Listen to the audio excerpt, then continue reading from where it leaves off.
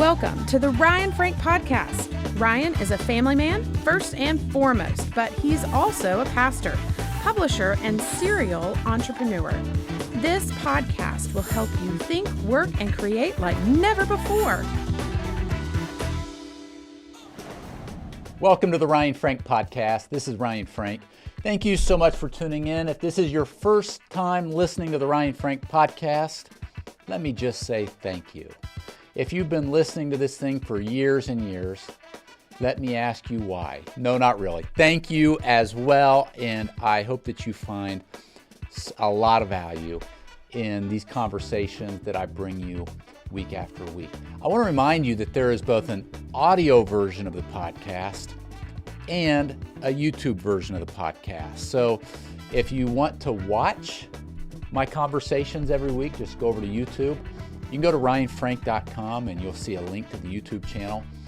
Or if you prefer to listen on your commute while you're exercising, or whatever you're doing when you listen with your earbud in, I want to thank you as well. It really is a blessing and a privilege to serve you. And the goal of this podcast is just to inspire you so that you will think, work, and create like never before. Now, today I had a great conversation with Corinne Noble. Corinne is a children's pastor. She's an author. She is a speaker at the Kids Matter Conference. She is a part of our faculty at Kidmin Academy. She's also the creator of KMCministries.com. She writes curriculum, she consults, and just does so much more for those of you that are working with kids and families in the church. One of her breakouts at the Kids Matter Conference this fall is thriving in a waiting season. And that caught my attention. I thought that'd be a great podcast episode because, hey, if you aren't in a waiting season now, there's a good chance you will be one of these days because we all have times in our lives where we're waiting. And here's the big takeaway for today. You don't have to waste those waiting seasons. Instead, you can expect great things during those waiting seasons. So many people in the Bible had to wait. King David was anointed to be king, but it didn't happen the next week, right? He had to wait years. Moses waited. Abraham and Sarah waited. The Bible is full of stories of people who waited, and God did a great work in their life during that waiting season. So friends, I want to thank you so much for tuning in. Let's get this show on the road. Here is my conversation with Corinne Noble. Hey, Corinne, welcome to the podcast. Thanks for having me. Yeah, well, we're so glad you're here. If you are a Kidmin leader, Corinne is probably not a stranger to you. If you're part of Kidmin Academy or you go to the Kids Matter Conference or you're part of the I Love Kidmin Facebook community, Corinne is just such an active contributor to this community. But I don't want to assume, Corinne, everybody knows who you are. So take a few minutes before we jump in today's topic, which is going to be great and is going to be so helpful to so many of us. Take a few minutes and just tell us about yourself, your family, your ministry journey. You work in the church, and I know you're creating content for churches. Unpack that for us. Wow, that's a lot to unpack there. Yeah, and do it all in 30 seconds. Okay, No, not I'm really. going to work on it. Yep. 30 seconds. Wow. Yep. Okay. So I have been in kids ministry a long time. I was called to kids ministry when I was a kid and just started serving in the church. Then I went to college, got the children's ministry degree. I went off and became a children's pastor. I worked in several different churches, different sizes, experienced some, we'll be talking about that a little bit, some waiting seasons during those times, which I'm sure a lot of people can relate to. Yeah. And then kind of towards the, I guess, few years ago, it was kind of in the middle of COVID. I had a baby and I was doing a lot of side ministry stuff, like you were saying. And then I was also still doing the kids pastor thing full time. And I finally felt that release to kind of drop off the full-time kids ministry job in the church and really pursue my ministry stuff on the side, as well as being a mom at home. So I've had another kid since then. So I have two little boys.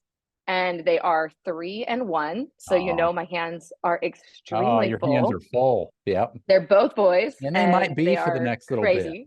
Yep. Yes, my hands are very full, even outside of ministry. Yeah. But I still do a lot of ministry stuff. I'm still very involved in the local church. One of my best friends is actually the kids pastor at the church that I do go to. And so I serve under her, and it's kind of a neat story, and I'll tell it really quick. Yeah. She was working under me, serving under me as a kids pastor. And then she got a job as a kids pastor, and now I'm serving under her. So I it's love kind of a that. cool flip flop. That's But it's neat. so fun to be able to serve under her as well and still be involved in the church.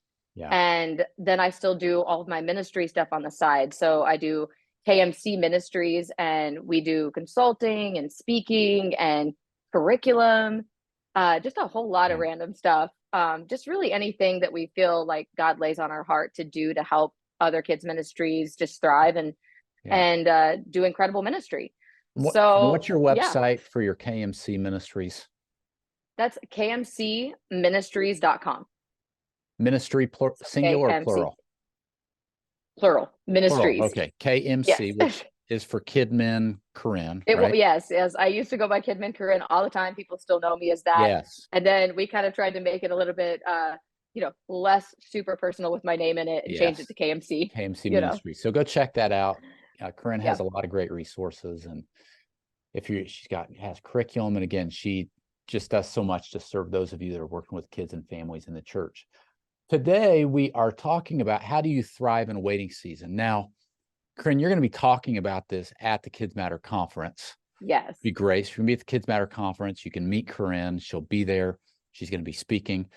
You know what? This is not an easy thing. I mean, it almost seems contradictory. How do you thrive in a waiting season?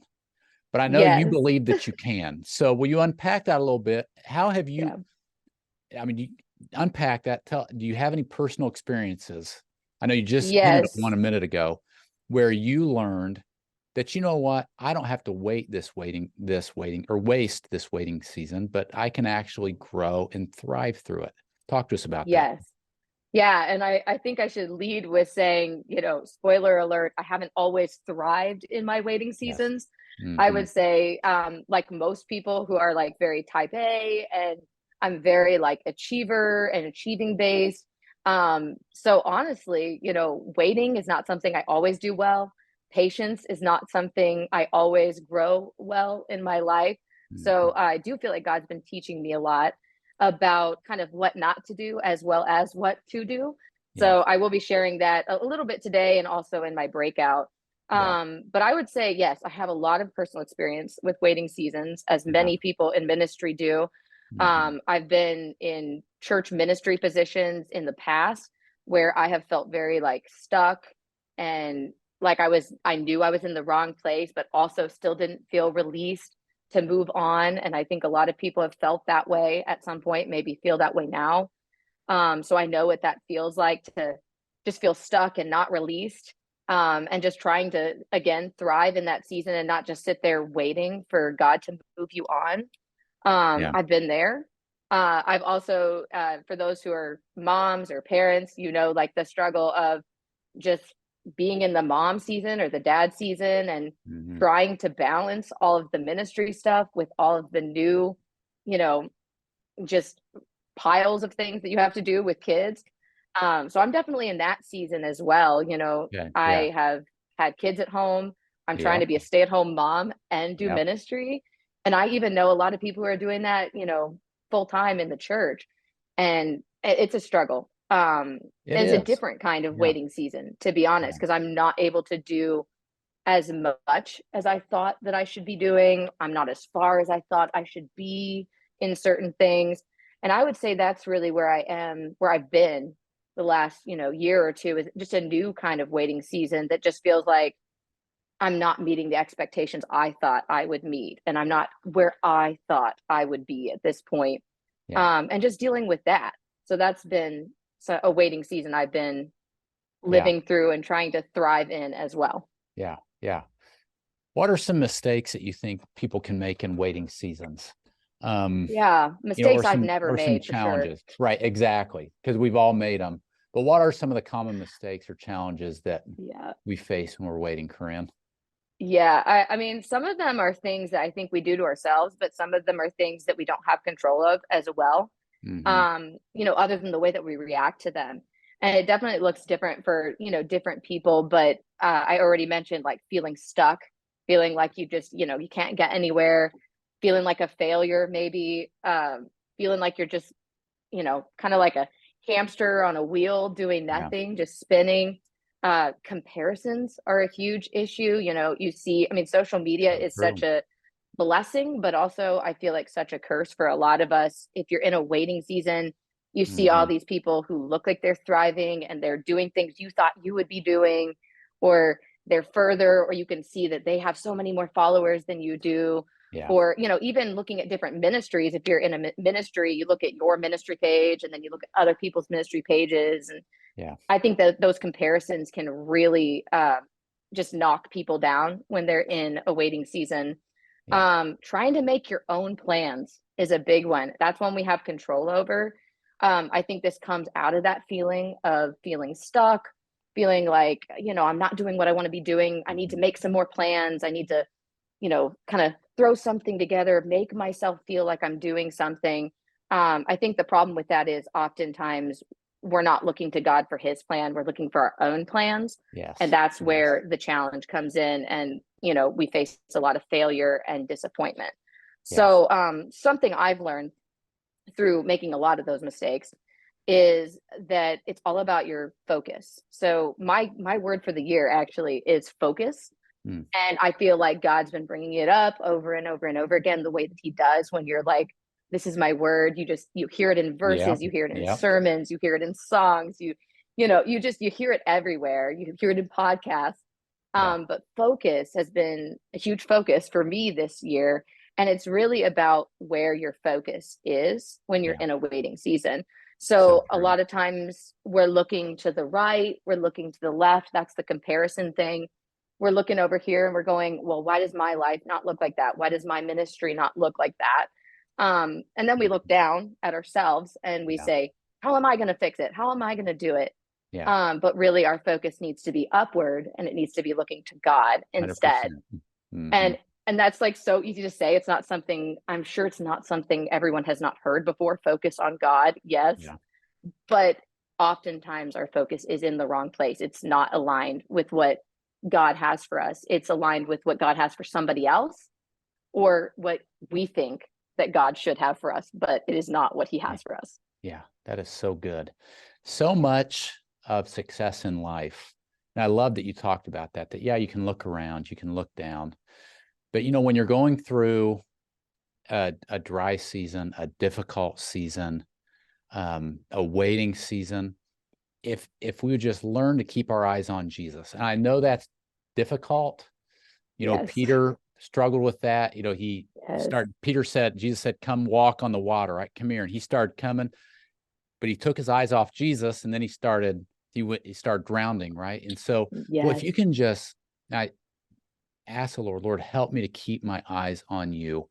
And even, Yes. in so many areas of our Christian life, when the church lets you down, when your pastor lets you down, when your husband lets you down, when your mother-in-law lets you down, when you don't understand this or this, boy, if you could just keep your eyes on Jesus, I think that's some of the best advice any of us can give anybody. Yes. Just keep your eyes on the Lord.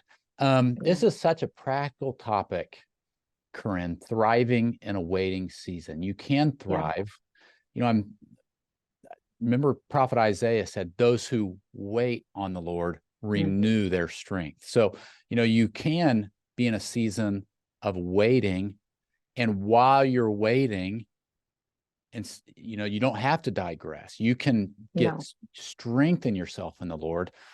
Corinne, how would you define thriving in a waiting season? And Yeah. I know you've just mentioned a few practical things like focus and so on, but anything else you would add to really help somebody apply this to their life where they can thrive while they're Yes. waiting? Yeah. I think there's definitely some steps. I think a lot of people, we talk about the challenges because I think a lot of people do face them Yeah. in waiting seasons. I think almost all of us, even though we want to believe we're going to go straight to focus on Jesus, we Yeah. kind of veer off these other directions before we focus up on where we need to be.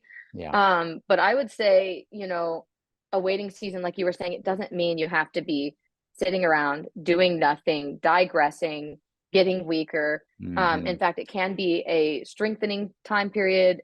It can be a very active thing to wait. It doesn't have to be passive. Mm-hmm. I would say a waiting season is only a waste of your time when you allow it to be, because God has never planned for it to be a waste of your time. He knew this waiting season was coming, and he plans to do something through you and in you during that time. But if you are allowing it to be a waste of time, it will be a waste of time. So I have some steps. I'll just share a few steps that Let's I would unpack a say. few of these. That'd be Let's do great. some practical things. Yeah. I would say, again, there's that word patience. I'm going to give it to you, but waiting patiently, but not just patiently, like that makes it feel like you're just sitting here like, okay, Lord, okay, I'm waiting. No, we need to wait patiently and expectantly. And that means that we're expecting God to do something in the waiting season, not on the other side of it. And I think that's what we get focused on, is getting through the valley, getting to the other side. But in reality, God still wants to do something down there in the waiting period, in the valley. So being expectant of what God has for you in that waiting season, in that valley, not just looking to the other side. Trusting in God's timing. I mean, we all have our own timing, but biblically, you look at the Bible and look how long God made some people wait.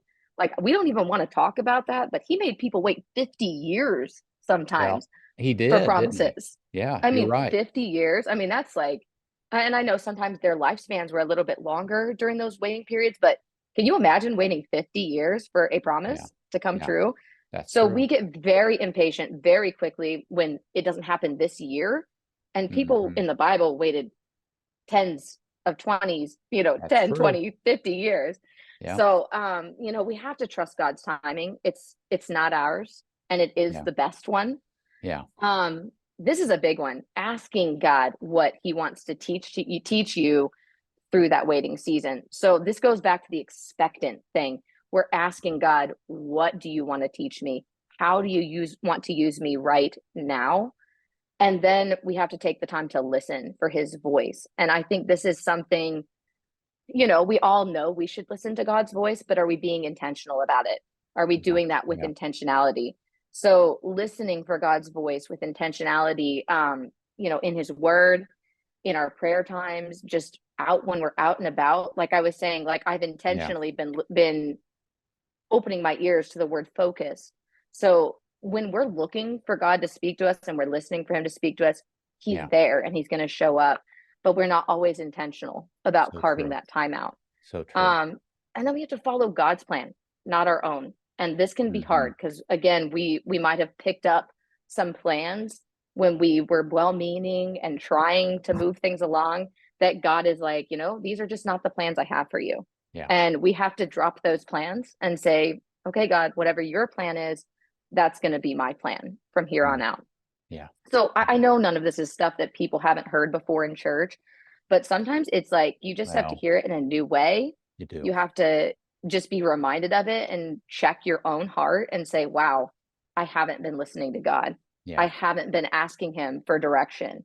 I haven't been being expectant. I've just been sitting around waiting for something to happen instead of expecting it to happen. Yeah, so true. Yeah, you're right. This is one of those things where you need to hear it again for the first time, right? Again and again. Again and again for the first time. Waiting is not Say it easy. for people in the back. Exactly. Waiting is not easy, but you're right. I mean, the Bible is full of examples. Abraham and Sarah waited. Think about King David. Remember, God anointed King David, but he didn't become the king for, I forget how many years, 15 years or something. Yeah. And then he's being chased around. Yeah. I mean, that's so many examples. But God was that's it. In that waiting season, he learned how to dodge arrows from King Saul and how to rely on the Lord. And so podcast listeners, just be reminded that God doesn't want to waste any minute of your life, and he makes no mistakes. And these waiting seasons don't have to be wasted seasons. I love the word you used, Corinne, expectant. Just expect that God is going to teach you during this season, that expect that God is preparing something for you in this season. Just, have confidence, Lord, that you know what's best. Your timing is best. Your ways are best. Corinne, before we get to our last couple questions, and thank you for sharing this. I know I can't wait for you to unpack more of this at the conference. Maybe we'll jump to the last two questions I sent you. Have you discovered any silver linings or unexpected blessings in your own life as you wait? Oh yeah, I mean, definitely. Like I said, when you're looking for it, God's not wasting that time. So Yeah. I would say, for me, that's looked like, more time with my family than I expected Good in this point. season. I have to say, I never thought I would be a stay-at-home mom of any kind. So that's been, that's been both challenging and also rewarding at the Yes. same time. Anyone who's a Yes. parent knows. Yeah. But just more time with my family and flexibility, even just to do more things with them, or even do things in ministry when they come up because I have space for it. Yeah. I would say I've learned a lot about myself, about, my things I need to work on, things I need to grow on. I've learned so much about God, about, the way that he speaks when we're looking for it. And I think that we become so much more desperate to hear God's voice when we are in a waiting season than when we're thriving and we're moving and we're busy and everything's so great. We don't take that time to be like, God, where are you? I need you. Like, it's in those desperate times that we do learn more about God, and our relationship with God has the chance to grow so much stronger in those seasons. So I do think that's one of the reasons God puts us in those seasons, is to remind us, you need me and you can't do this on your own. You need to take the time to build that relationship with me and listen for my voice. No doubt.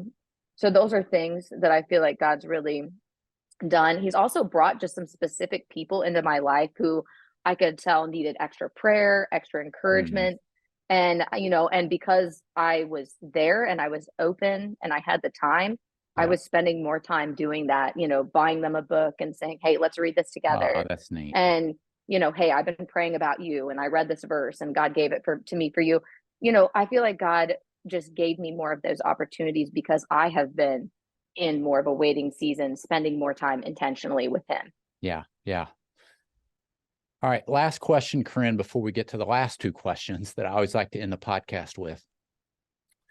You've already shared so many practical, so much practical advice and ideas. But if there's somebody watching or listening today, Corinne, and they find themselves in a waiting season, but they don't want to get bitter. They don't want to, get down. They really do want to stay positive and expectant and believing.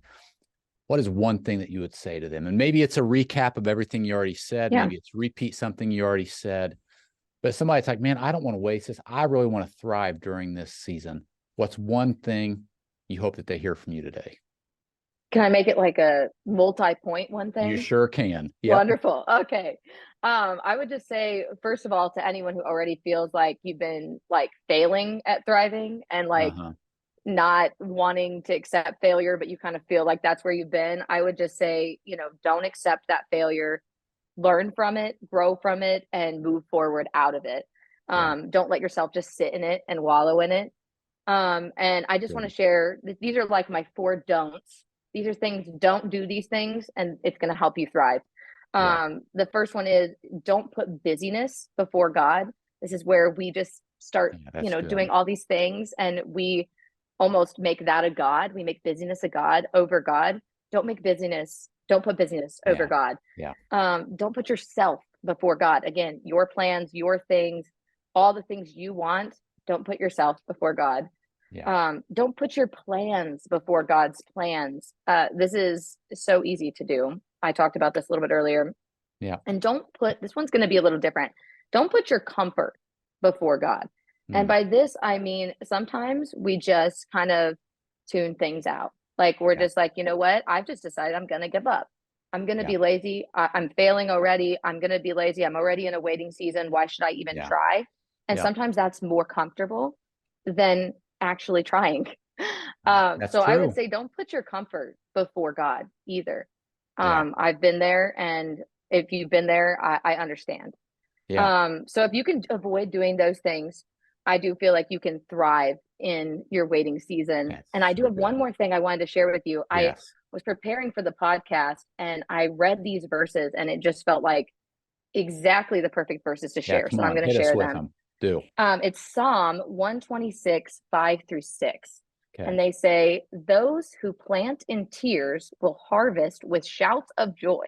Mm. They weep as they go to plant their seed, but they sing as they return with the harvest. And when Ah, I read that, man, that's again, this is good. what I'm talking about. When you read the word with Yes. intentionality, God speaks to you and he gives you words for yourself, I love but that. also for others. And I read that and I was like, that is for the people on this Ah, podcast. that is So, so good. That is yep, so good. Thank you for sharing that. Psalm absolutely. 126, Yep, 5 and 6. 5 and 6. Perfect. Well, Corinne, I always Yeah. like to end the podcast by asking 2 questions. And thank you for sharing this. Can't wait to learn more on this topic at the Kids Matter Oh, Conference. yes. But number 1, what is your favorite Bible story? I know you love Bible stories. You're a curriculum I do. writer. You're a kids pastor. What's your favorite one and what makes it your favorite Bible story? Well, it's funny because you brought it up already. My favorite Bible story is Peter walking on the water. Oh, fun. Neat. And the reason Yep. for that is because I do relate to both his initial boldness to step out Yeah. and his ability to lose focus because things got a little tough. Yep. And I think we can all relate to that. Peter is a huge example in the Bible for all of us, but he was bold, but he also made mistakes. So, Yeah. Yeah. yeah. What a great story. You're right. We Such a we good get on story. Peter sometimes for taking his eyes off Jesus and Denying him 3 times. denying him. But yeah, and all he that. actually stepped out of the boat, right? Unlike all And the rest of them. exactly. Yeah. All right, great story. Okay, question number 2, and we'll wrap up with this one. What's something big that Corinne's working on right now? Well, I am always working on something. I Yes, will you tell you are. that. Yep. No matter what I think. Yep. I am working on kind of getting some Christmas curriculum done right Ooh, now. nice. Finalizing another curriculum at the same time Nice. on the book of Acts. So it's really great. It's the second part of Acts. I am working on some membership stuff because we're kind of coming around to a new scope and sequence with the new year coming. Okay. So I've been finalizing the next year's scope and sequence. I was actually working on that really late last night because I just could not, Okay. Yep. I couldn't stop until it was finished. Yep. But it's really good. I'm really excited for all the curriculums I feel like God's laid on my heart for next year. Yeah. And I'm getting ready for a 3-week road trip with my family, which is why I'm so busy Ooh. right now. Just trying to get all my work done before I head out on the road. Wow. Yeah. Is this before the Kids Matter conference or after? It's kind of during it. So I've Okay. done this the last couple of years, really. We get out on the road and we kind of see some family in Missouri. And then I go to the conference in Tennessee and my husband takes the kids up to Virginia to see his family. And then we're going to go see his family in Virginia. Well, how neat. How Yeah. neat. Corinne, you're so creative. I mean, I know Thank you. you teach on this in Kidman Academy. Do you find that your creative juices are just always flowing, or are there things that you do to get those juices flowing? Well, I definitely teach several breakouts about getting your creative juices flowing and all of that. I think I used to have to be more intentional about it than I do now because I create so often. I think a lot of it's more autopilot by now. But Okay. sometimes I do still hit creative walls, and I do have days where I don't feel like creating. So Yeah. everyone does, but it's not as much as it used to because I do create most days. Yes. Yeah. Well, go check out Corinne's website, KMC Ministries.com, right, Corinne? Yes. Okay, KMCministries.com. She has curriculum. She does consulting. She travels and speaks. Yeah. And she would love to talk to you if she can serve you or your children's ministry. She has wonderful curriculum that I think we still put it on kidsmatter.com, don't we, Corinne? Yeah. Yeah, you do. Yeah. Absolutely. So you can also find it over at kidsmatter.com. But she's just so creative, and her curriculum is wonderful. Those of you that will be at the Kids Matter conference will be able to meet Corinne and chat with her, get a picture with her. Corinne, thanks so much for your time today. And thank you for encouraging all of us that we don't have to waste the waiting seasons, but we can thrive and grow and expect great things from God, even when we're waiting. Thanks so much. Oh, you're welcome. Thanks for having me. This episode of the Ryan Frank podcast has ended, but be sure to subscribe for more conversations to help you stay on the leading edge. And if you like what you've heard, please rate this podcast with 5 stars. Thanks so much, and we will talk to you next time.